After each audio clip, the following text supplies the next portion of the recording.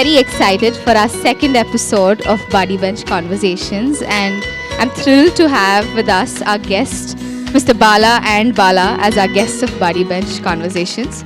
When I was thinking of who should be the guest and who should be the audience of Buddy Bench Conversation episode 2, when I was really wondering about it, we realized that as a group of institutions, whether it's NHVPS Unit 1, NHVPS Unit 2, whether it's Apollo National Public School or Amber Valley, we've moved from a child-centric education system into a learner-centric education system, haven't we? So we're all learners, right? The first learner were children, then learners are teachers. So we thought we'll keep the child in us as teachers alive and make you the children and call them the buddies. And if I have to introduce Bala sir, obviously you know the background of him being the visionary in education and all that. But today, his introduction for me has been one of the oldest person walking into this campus to aggregate our school as CBSE. So he is older than most of us sitting down here into this organization, who has actually affiliated and approved our school to take this forward. And today, when we look back 20 years later into NHVPS, he has come back to support us as our mentor and take this school to greater heights. But beyond all that, today he is our buddy as we exchange all our childish conversations, all our doubts, all our journey that we've had in 10 years of education as a journey. And we're very happy to address that. Coming to Giri sir, again, I'm a junior to him, to NHVPS. He's older to NHVPS than I am, I think. The oldest memory for me, for probably all our organizations, I think he's the oldest, because somewhere at some point of time you've come into the quiz of his and you all know him in the education system older to any one of us. So he is never been anything more than just a buddy to all of us. We can always tap up to him and say, Giri sir, this is the question, always. It's not just him asking questions, we are always asking questions to him. So thank you Bala sir and Giri sir for gracing this occasion and making this Buddy Bench conversation so happening to us. It's also very special to each one of us sitting here because each one of them are older in the organization than I am. Each one of them have been serving, growing, living the organization for 10 years. So the gratitude from the entire management to them is so immense that just this conversation would probably not do justice to the gratitude we have for each one of you. And which is why we're here to express this, to make you feel special and make you feel a child today. So thank you so much for being a part of us this evening, and hope we have lovely childish conversations. Buddies, are you all happy? Good. So what do happy people do? Sing and dance. I want 2-3 people who can just come around. All of us will sing together. Come along. I'm also going to get down. जिंदगी एक सफर है सुहाना, यहाँ कल क्या हो किसने जाना. जिंदगी एक सफर है सुहाना, यहाँ कल क्या हो किसने जाना. उड़ले उड़ले ओ उड़ले उड़ले ओ उड़ले उड़ले ओ उड़ले उड़ले ओ. आपके नाम को तो इस दिल में लिख दिया तो कोरा कागज था ये मन मेरा, लिख लिया नाम इसमें तेरा. कोरा कागज था ये मन मेरा, लिख लिया नाम इसमें तेरा. सुना आंगन था जीवन मेरा, भर गया धूप इसमें तेरा. Good. Give a clap all of you. Thank you. Word buddy came, which year the word was coined? Anybody? It was first time used in 1876 and used in British literature. Americans never wanted to use the word buddy. It was more in the British literature. 1876. 148 years now. And then it was used as a noun. 1916, this came as a verb. And 1976 it became a verb. In 2024, it's a celebration. So when you call yourself buddies, what emerges is the unconditional love that you have and the kind of belongingness you have for each other. So I'm very happy that you have this buddy bench. Probably the first time I have in my career of 50 years in any school having a buddy program. So hats off to Aishwarya for First time where audience are teachers, sir. Add that to your line. I need that as punchline of the episode. Right. Beauty of the program is that you must have it at least once in a quarter, right? I want to do it once in a month, sir. Lovely, great. The point basically is when we forget, everything and then get together. This is a kind of, generating positive energy between the people. Morning I was talking to them that, how do we convert energy into synergy? Everybody has got energy. But the whole problem is whether in a family, whether in friendship, we don't convert energy into synergy. I think buddy bench is a great way of, converting energy into synergy. 1 + 1 + 1 doesn't become 3, but it becomes 111, right? And that's the purpose. I thank the entire team for calling me. Open to conversation, open to discussion. Giri sir, your first views, please. I have a very simple take. Last time you had 3 people here. Aishwarya is the constant. Sudha Murthy was there. I have replaced Gopi this time.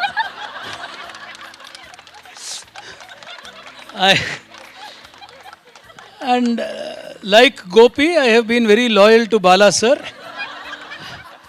I have followed him wagging my tail for the last 20 years.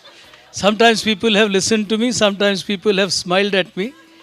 But I remember one line which Vajpayee said about Dr. Kalam. And I want to bring that here at a buddy bench. He said, एक अध्यापक जब इतना ऊंचा हो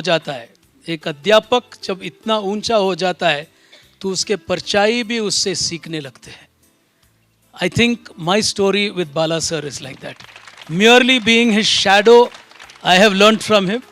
So please, for the next 45 minutes or whatever the duration is, call me Gopi. Adding to both of you, sir, I think in the last 1 year, I have done that with both of you. I have been the shadow and I'm learning from the shadow from both of you. So I see that the 100 of them are the testaments to tell how I have grown under your both shadow. So thank you for us as an entire organization and an institution for blessing us with your shadow, your insights and everything to make us who we are today. So thank you so much. And I must state one thing. This must be my 20th year at Unit 1. But I did not know this place existed. So somewhere you people have uncovered one cave or something, I've never, I think we just seamlessly go past. I never knew you have such a beautiful space here, really nice. The reason why we brought the concept of buddy bench conversation, Giri sir, is when I used to call these speakers to various schools and organizations, it used to be a unidirectional conversation, right? They used to speak, but my children never used to get a chance to ask. The same with my teachers, I'm guessing, right? They used to watch the celebrity at a distance, be nice with them, probably take a photo, but there was never a conversation. What's the point of us putting in so much effort, getting a celebrity, so-called celebrity, or an academician, or a personality to be inspired of to an institution, but not being able to have a conversation with them?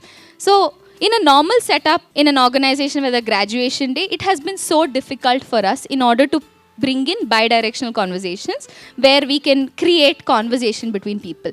So, in order to bridge that gap is why I really thought of Buddy Bench one day and said, okay, let's call guests and let's give opportunities for people to do.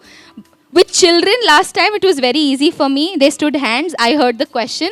If the question made sense or even it ABC of the question was okay. We didn't think of the XYZ. We asked the questions, and with teachers, I really didn't know how to make this happen and raise hands and ask questions. I was also very scared. Will Aishwarya choose NHVPS? Will Aishwarya choose Amber Valley? Will Aishwarya choose ANPS? It was like I was putting my own self on fire, sir. It was so I said, okay, let's put everything on the chits. Let's try their luck. It was simple. As they walked in, they had a high tea.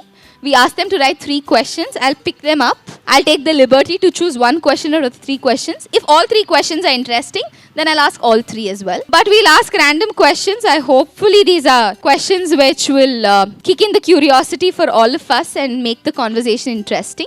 I trust my teachers on that. But can we start off? Yes? Okay, the first question. Mr. Balasubramaniam. How is CBSE related to ICSE? I really wonder who wrote this question, but yeah, how is CBSE related to ICSE, sir? Like the children of the stepmothers. I think we should leave it to this. Any specific ways to managing time to handle so many things at one time? Very simple. You see, number 1, please note, time doesn't manage us. We manage the time. Okay? So, if you want to do something, then you have what you call a mindset that I have to manage. The only way I have educated myself, which I think I have already done one of the programs earlier also, I call it a 4D principle, which James Maxwell wrote in his book. 4D principle. Any work, whether it's kitchen or your table, you'll find when you look at the work, you'll find 25% of the work that you have on your table is absolutely useless. Right? Just dump it. Now you are left with 75%. Now find out that 25% work need not be done immediately. It can be done an hour later, tomorrow or something. It can be delayed. So delay it. It's not a priority. You are left with 50% work. Now you will find 25% work you need not be doing. Somebody may be doing. Your husband can do, your son can do, your ayah can do. Somebody else can do that. Delegate it. Left with 25%. Better do it. Irisa, I think you should pick one. This is a letter. Maybe to you. Bad handwriting. Yeah. Give it to me. You can manage? I don't have my specs. Yeah. In the present world, there are more challenges faced by students, parents and teachers. Most of the challenges require a serious counseling session. How do we address the issue? As teachers, we feel helpless when a student faces situations. I will run away from the session. I thought it's a fun session where you're going to ask. Yeah. So, basically, all of us need counseling. Why are you talking about children? Are you willing to take a counsel? How many of you are willing to listen to others? Okay. Honestly, search your heart. Search your heart. Search your heart. The question basically is that in this particular world, 99% of us need counseling. And our ability to listen to others. There is no man who is perfect. Perfection is impossible. So when you look at children, when you look at the parents, come to terms with reality. There are 101 problems with everybody. So don't try to focus on the problems. Unfortunately, right from childhood to our last minute, we have always focused on negativity. You can't do this, you are not capable of this, you are not this, that. Right? People who win life are people who think that they can. Stop identifying problems of others. How can we be helpful to others, whether it's a child, whether it's a parent? Nobody comes to you because they are happy. They come to you because they have a problem.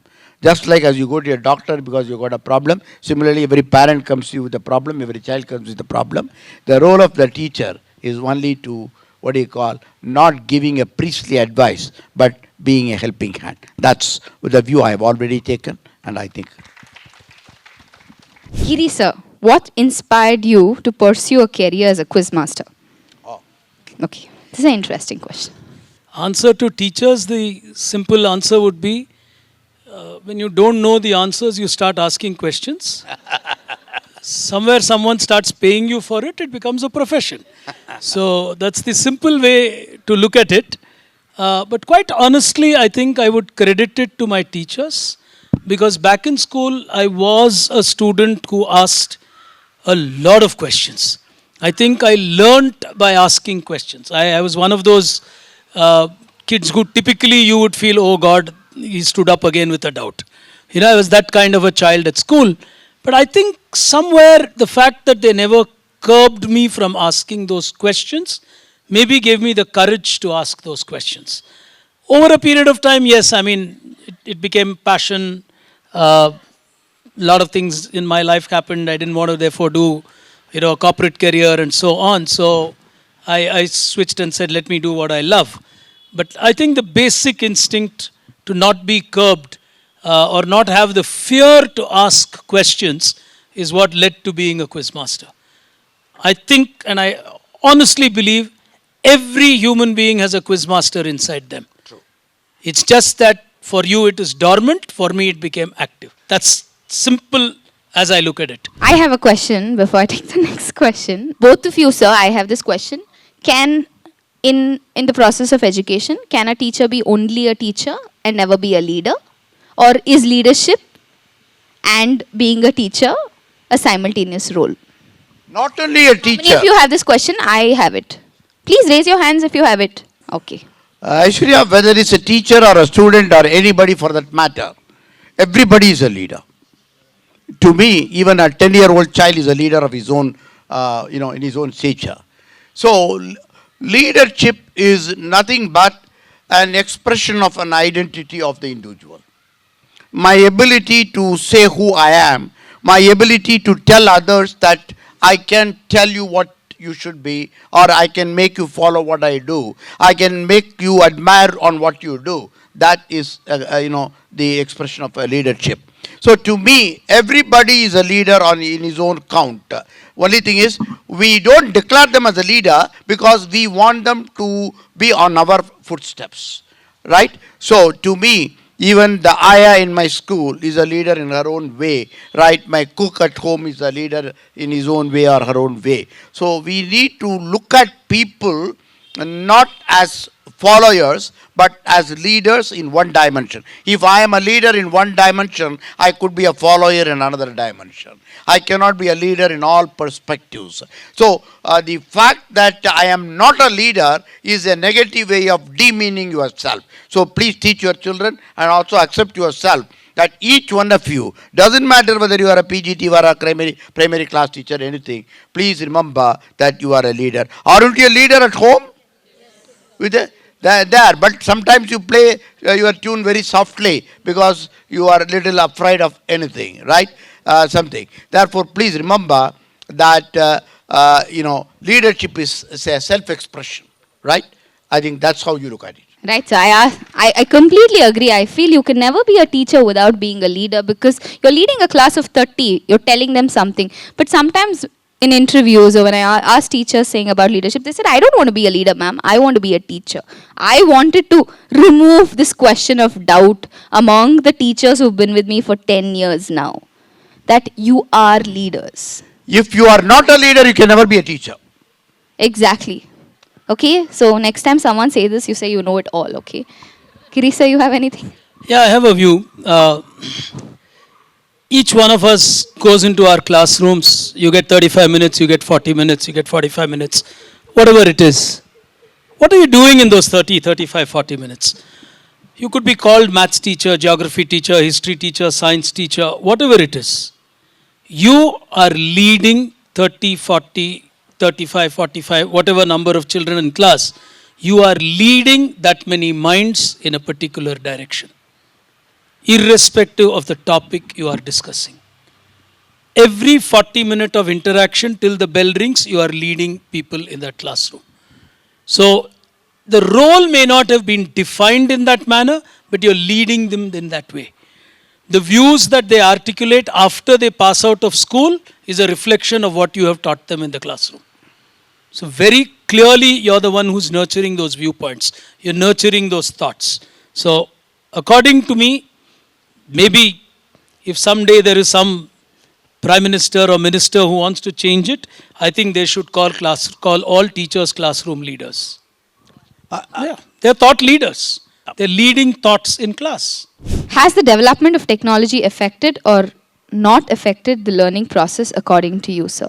I'll take that. I've answered that zillions of times. See, I think as educators, we need to understand that these are just different tools that will change over a period of time. It enables you to teach in a particular manner. There was a time when teaching happened under a tree. You had no gadgets, you had nothing. It was called the Gurukul method of teaching. Knowledge transcended from one person to another. Era changed, you got into classrooms where you had a blackboard and a chalk. Era changed, you had a whiteboard and a marker. Era changed, you had a digital board and you had a stylus to teach. But the teaching per se does not change. And I always keep saying this. Why do we call teachers guru? That word has never changed through history, whether it was under a tree or with a TV screen or whatever it is. The word guru is actually gu and ru. Gu is darkness, ru is light. Your role to remove darkness in a child has not changed ever since mankind started going to a guru for learning. So we overdo these things like technology. It's here today, it will go tomorrow. Use it as the current axe to cut the tree. As simple as that. I just want to add one more view to that. First time when humans discovered fire, they called it technology, using the fire. Then they discovered the wheel, that was a technology. Then they discovered computer, that was a technology. Remember, technology has always been a culture catalyst. Technology has never threatened us. We felt threatened because of technology. You think reversely. I must tell you today two things about technology today. Before coming today, when I just opened the mobile in our office when I was sitting, suddenly a message appeared to me. Do you want to use Gemini? All of you know what Gemini is? Right? Some people don't know, sir. Gemini is the latest Google's version of AI integrated chat box. Okay? So, it gives you better. So, I asked, orally I asked, what is a buddy and what should I talk in buddy's meeting? And 2 minutes I got all the reply over there. Do we need technology or do we don't need technology? So the question is, let's not look at technology as a negative input, but we must also know it is something like a knife. You can cut a fruit with a knife, you can cut your throat with a knife. The choice is yours. That's a technology. Close your eyes and imagine the next buddy bench is for all the technologies. Java is sitting here, C++ is sitting here, Python is sitting here, Basic is sitting here. You know what's the conversation they are going to be having? I hope I get a good teacher to use me. That's what the technology is going to be telling each other. Without you, they are redundant. Because if you don't get a good teacher, how is Python going to be useful? So, just flip the coin and you will find the answers. Bala sir, how do you encourage critical thinking when it comes to creativity? We have assigned different names to thinking, critical thinking, creative thinking. The question is, when it comes to critical thinking, I asked a professor of IIM, sir, which are the best books to study for lateral thinking, analytical thinking, parallel thinking and critical thinking? He said, lateral thinking, go and study the stories of Tenali Rama. Analytical thinking, go and study the stories of Akbar and Birbal. Critical thinking, go and study the stories of Vikram and Betal. For creative thinking, go and study the stories of Panchatantra. This is what we have been doing. We killed it. Why are we chasing nomenclature, critical thinking and all that? Forget it and just start thinking. Enough. Always new is not the normal. Yep. Is the Yep. conclusion. The old can be made the new by changing few things. That's the only newness. Perceptions, in thinking it comes, the same thing could have 10 different perceptions. And perceptions define what is right, what is wrong. What is right to you may not be right to me. So, when what happens, critical thinking, problem solving, we start judging people depending upon our thinking. You understand? So, the first lesson we need to know is stop judging people. That's the most important, including your students in the class. Giri sir, what do you find most rewarding about hosting quizzes? You get paid to ask questions. Imagine per question, if you were charging today, you would go back a millionaire. That many questions in that box. True. I think the phrase in academia is continuous learning. I honestly got into it thinking it's an easy profession. My profession changed completely the day Twitter and Facebook came alive, because I distinctly remember I had conducted a quiz in Shillong and I had to fly to Calcutta that very night. So I drove down to Guwahati and then flew to Kolkata, and then the next morning I took a flight and I had to reach Trivandrum. So the next day I was in Trivandrum, and late evening I was conducting a quiz in Trivandrum. I had about 4 or 5 very nice questions which were contextual to the time, which I asked in Trivandrum, which I had asked the previous day at Shillong. I was slaughtered on social media. He is repeating questions on a daily basis. He gets paid for every show, but he is repeating questions. People who would have followed his Shillong quiz would have won the quiz. I mean, that day, I came back, we had a meeting in our office. For the next 1 year, we ran a challenge on the internet. It helped us gain traction with number of people following us. It was a smart move. We said, catch us repeating a question and we'll give you a prize. Smart. Yeah, but truthfully, we had made a necessity of the business as a virtue. It became a business necessity. So, for the first time, I started realizing that even a question has an expiry date. And the expiry date of that question is the moment I have asked it. It later went to a stage where I do Tata Crucible. I have a phenomenal legal agreement with the Tatas, and there is a line in that which I really admire. It says, in the spirit of hosting the quiz, the copyright of the question asked by the quizmaster transfers to Tatas the moment the quizmaster has completed the sentence in full.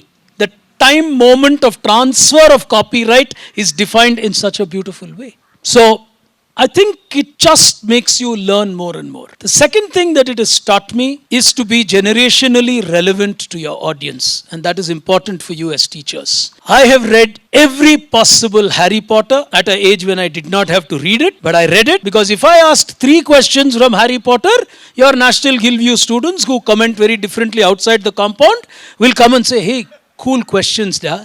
You know, that's the word or the line. Because that's what makes you relevant. So I urge you, when you go into class, talk to them for 1 minute and ask them about the next Samsung phone. Ask them about the next iPhone. Just for 30 seconds, tell them, how is this? You don't even have to tell them you want to buy it or not. It could be far from our affordability zone. Let's be very honest.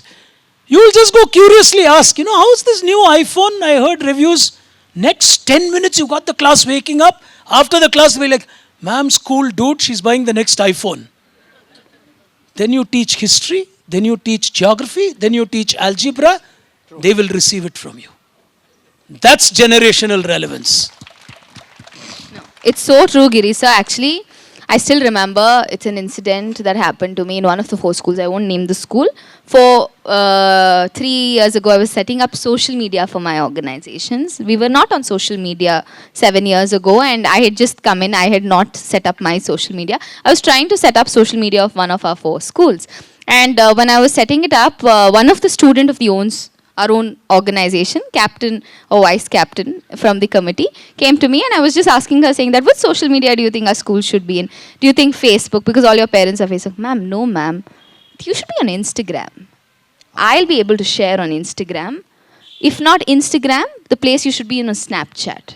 is where she told me. It clicked me 3 years ago, and if you see all our Instagram handles, we are not there on any other website, we are only on Instagram. It was purely a child who told me and enlightened me that Instagram is going to be the future. It doesn't matter if my parent is there, it doesn't matter if someone else is there. We are there on Instagram, we'll be your ambassadors. You please be on Instagram and publicize our schools on Instagram, because we're proud to say that our school is represented there. We're proud to say that our activities are there. So we want our social media presence where we are there, not because someone else is there, is a thought that a child put into me, and which is why these thoughts came into us, and which is why we're on social media. So we never know where we learn. I'm sure, like how Giri sir, you start with a generational conversation, they come back to you with a cool generation conversation. Together you collaborate to create something beautiful.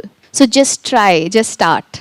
There was a discussion about open book test for 10th and 12th CBSE. Don't you think this is going back to rote learning? Well, let me tell you, open book has nothing to do with rote learning, right? The type of questions that are always set for open book is very critical thinking questions which are not there.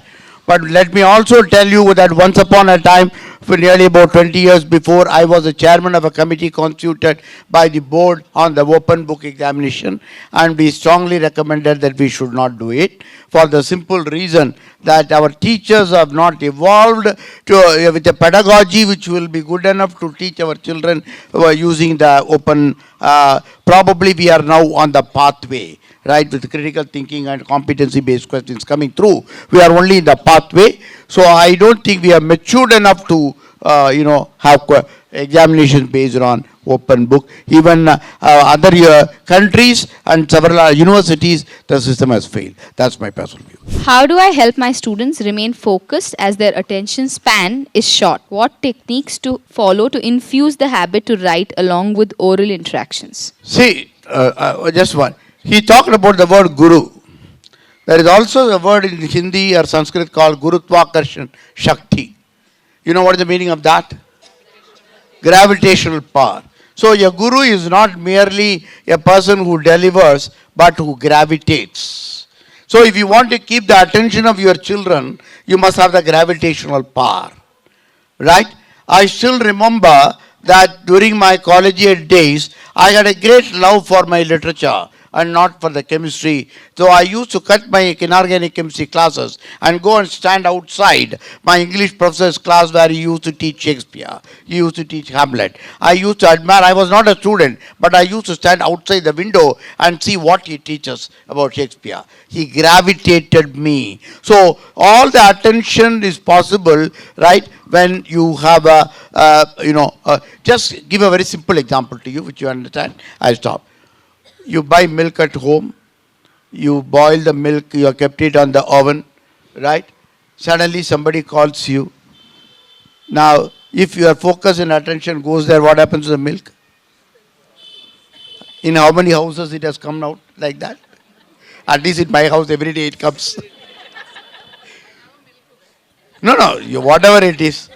What I am trying to say is, now attention and focus comes because of your personal commitment and that. So all that what your good teacher would know in the class is to create a passion, a commitment for that. Children will wait, for that teacher to come. And when that teacher comes who can generate, the children they don't look at the book. They keep their eyes and ears open. Please remember, focus does not come through the textbook.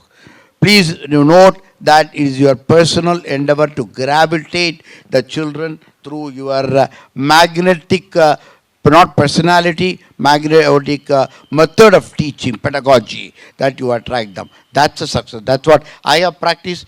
Probably I have been a reasonably good teacher. What are the 3 most important things that a teacher must take into the classroom? First is smile. The second, 2 others. One I have answered. You agree with me? Smile is the first thing. 2 more. Number 2, a positive mindset. Number 3, that I'm not going to teach, I'm going to learn. Because I have always learned from my students rather than teach. I think a third for me would be energy. Of course. If you don't take energy into a class, however competent you are, for us, that's a very big challenge in our profession. Sometimes you're catching a 3 a.m. flight, you're catching a 4 a.m. flight. It's no fault of the participant that you caught a 4 a.m. flight. They've come there to attend a quiz show. I can't go there and say, okay, question number 2, please listen to me. I mean, who's going to be interested? So you got to bring energy into what you do in a classroom. Is education only for the young? What do people learn when they're old? That's a question I love. That really means that we don't understand the word education.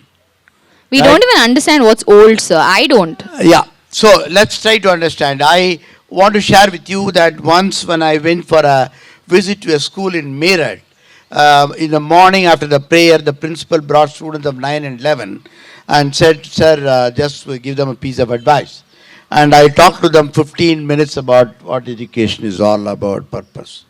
And after 15 minutes, one girl child stood up and asked a question. Sir, in the last 15 minutes, you used 2 words. One was education, the other was vidya. Or they say, Director CBSE did not know. I had to go back, I apologize. I said, I don't want to give you a wrong answer, I'll go back and get back. Now, when you got back, and then you see, the word education comes from educere, to bring out. What is inside you, bring out. That means an external effort is necessary to bring what is out. When you talk about the vidya, with the root, from which it blossoms, right? Vidya is a process of facilitating a person to blossom himself or herself. Education is a process of bringing out the best within, right? So the Indian education always focused on letting people blossom. That's why Swami Vivekananda said, education is the manifestation of the perfection already in man. So when you want to blossom, it matters not what is your age. Today we have brought down education to qualification and certification. We think passing 10th class is education. It's not education. Schooling is not education. Collegiate education is not, certification is not education. That's certification. Education is basically a process of infusing confidence, compassion, creativity, all that in a person so that the person learns to be. That's exactly what document says, right? Are you yourself? How many of us are ourselves? We want to, but next time we look at her, uska to acha lagta hai na? The whole conflict here is the royal conflict between being and becoming. Our education has trained people to become and not be. That's a crisis in education. We'll flip the coin a little bit. Ready? How many of you are not happy being a teacher? Be yourself. Bring that smile on the face of the student. Things you feel are important.